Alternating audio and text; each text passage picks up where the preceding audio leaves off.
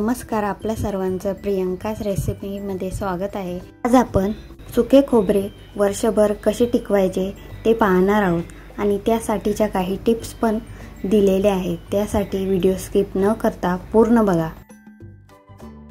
इथे आपण 2 किलो सुके खोबरे घेतलेले आहे आणि आता आपण एका सुक्या रुमालाने खोबरं पुसून घ्यायचं आहे, जेणेकरून त्यामध्ये थोडाफार कचरा असेल तर तो निघून जाईल। अशा पद्धतीने आपण सर्व खोबरे पुसून घ्यायचे आहेत आणि इथे आपण सर्व खोबरे रुमालाने पुसून घेतलेले आहेत। तर इथे आपण एका वाटीमध्ये 4 चमचे मीठ घ्यायचं आहे। तुमच्या अंदाजाने इथे तुम्ही मीठ घ्यायचं आहे। यामध्ये 2 चमचे पाणी टाकायचं आहे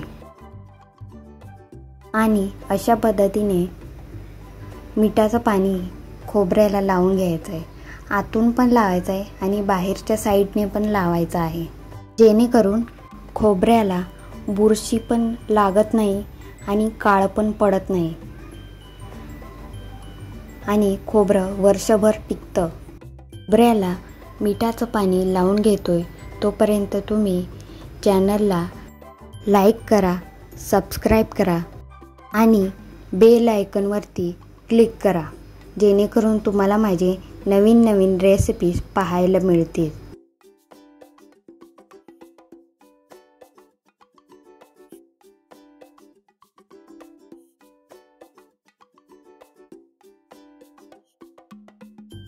अशा पद्धतीने आपण सर्व खोबऱ्यांना मिठाचं पाणी लावून घेऊया।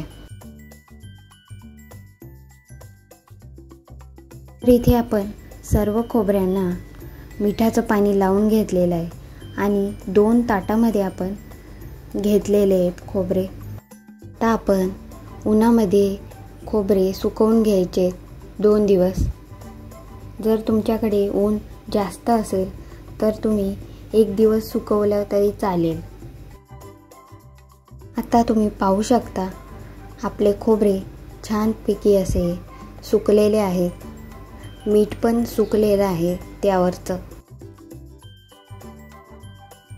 तर इथे आपण प्लास्टिकच्या किंवा स्टीलच्या डब्यामध्ये खोबरे स्टोअर करून ठेवायचे आहेत आणि हे सुके खोबरे वर्षभर वापरण्यासाठी आता तयार झालेले आहे। वर्षभर तुम्ही हे खोबरे वापरू शकता। अशा पद्धतीने आपण प्लास्टिकच्या डब्यामध्ये सर्व खोबरे स्टोअर करून ठेवायचे आहे।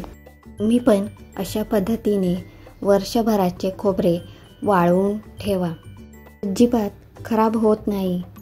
तर तुम्हाला रेसिपी आवडली असेल तर लाईक करा, जास्तीत जास्त शेअर करा आणि सबस्क्राईब करायला विसरू नका। थँक्यू।